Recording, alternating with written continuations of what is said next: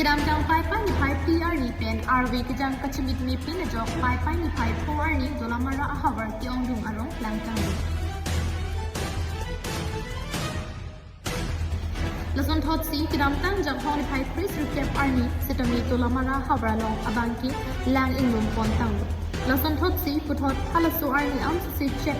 lang nang thi tu si keongdung arong na pen arkem lang ingum pon et khanjang.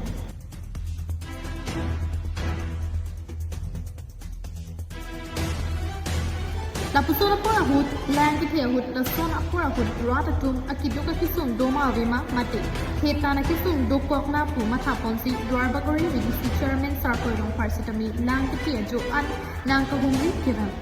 bangso alang kithe hut jusumet kohura pumen inti arong lang kithe parpi ga jok penang an hem hormu kana hok tolo hem kanglum lakip mongol inti sonjoy be mala beti hori inti Raju inti pendang lo kado kabe don free po hem tunatum ahem abangi keongdung hormu hortar setami na hokruket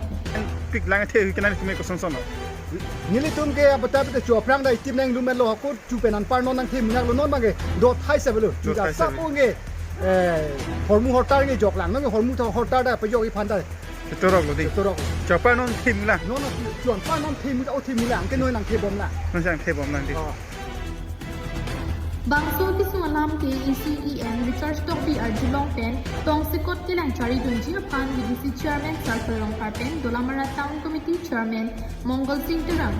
Atum upon Kinkatsi Palanchari Dam.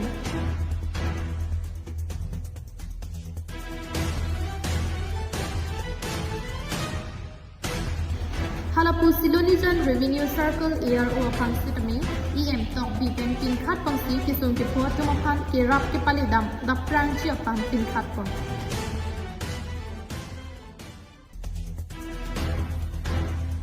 Halapu Langkite Hujjasamet Dipulsu Dadhora Malasi number 2 Dolamara Lapeng Dolamara Rong Supi and Kang Anabangki Lang Inglum Thaisi Keongdung a Hemarit Kahino Pen Danglok Piri Pen Danglok Nonamat Kichu Kijunjia Pan Anta Akisumsi Tekponong.